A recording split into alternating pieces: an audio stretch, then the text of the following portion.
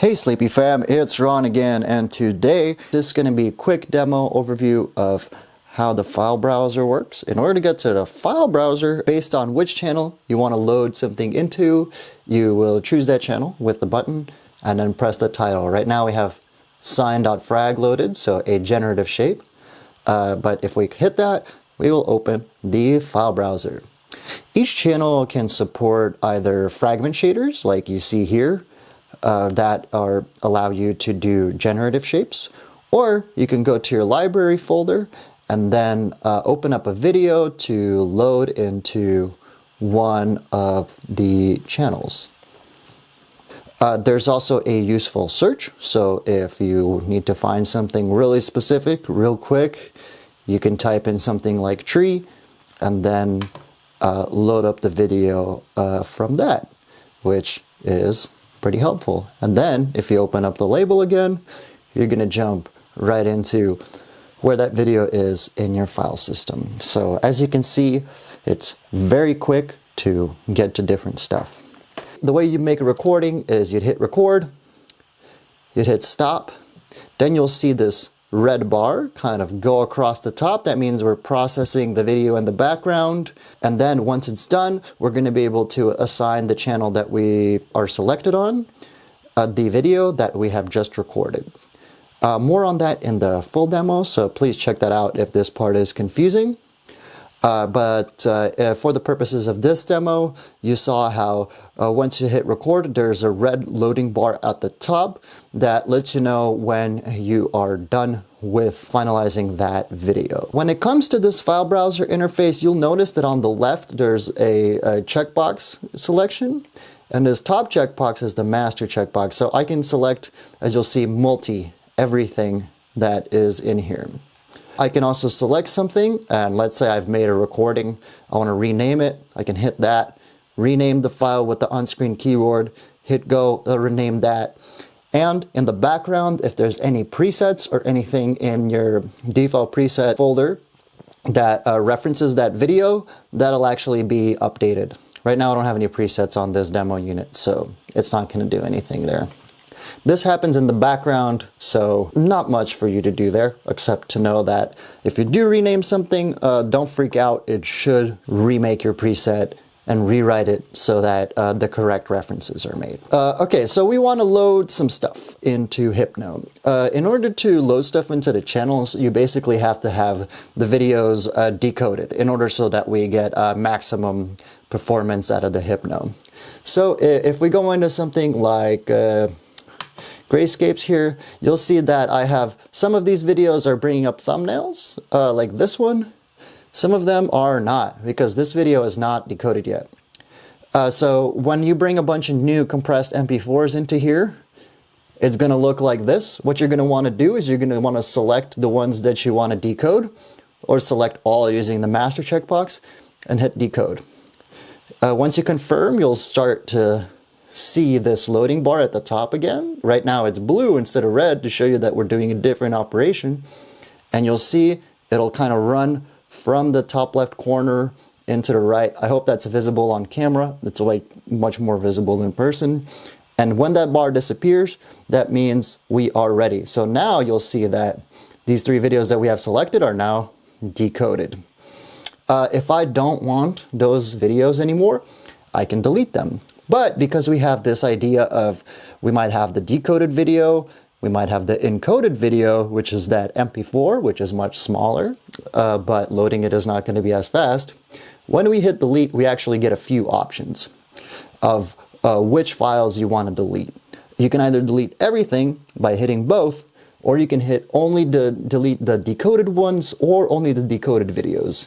Since we just decoded those, I'm going to delete the encoded ones. Whoa. So what does that mean? That means now that we have the videos that are just decoded.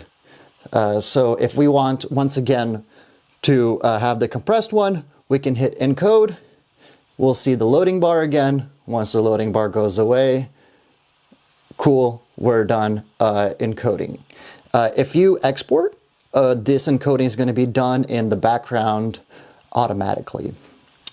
And then, yeah, by the way, exporting. So if I take a USB drive or some kind of drive, this is an SD card in a reader, and plug it in, you should see a new icon pop up here.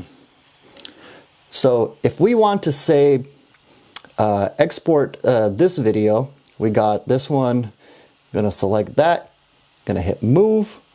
You'll see a new move here button. I'm gonna navigate to my drive. You see it's actually from my camera, so it has those classic folders. I'm gonna hit move here, hit yes. Once again, it was very quick, but another bar showed up and also disappeared. And as you can see, this has now appeared in the drive. As mentioned, when you export things to the drive, if it's not already encoded, it encodes that video. So it might take a little longer, depends on what you're exporting, and then puts it onto your drive.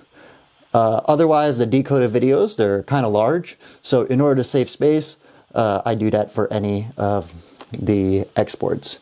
And there you go. Once you've got that, you should be able to pull out this drive and plug it into your computer or whatever the destination is for your recorded file. And that kind of move can be done anywhere inside the file system as well, except it doesn't have those caveats I mentioned earlier for encoding and decoding.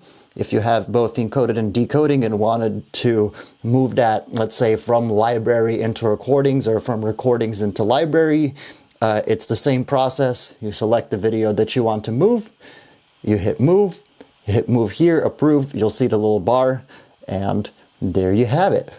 And those are the basic concepts here of the file browser. The encoders let you navigate the different entries, and then this bar lets you go up. So as you can see, I can actually navigate all of my Pi directories straight from here, and that's super convenient. And then of course, finally, don't forget that if you are selected on something, sometimes there might be a lot of actions in here. So for example, if I go into Bezier's here, I'm going to see that there's actually more actions here under, just below the fold. So yeah, when you go in here, just make sure to scroll all the way down to see all of your options on the right, because sometimes you're going to be able to view stuff, like say in the presets. Not only are you going to be able to load the presets, you can also view them.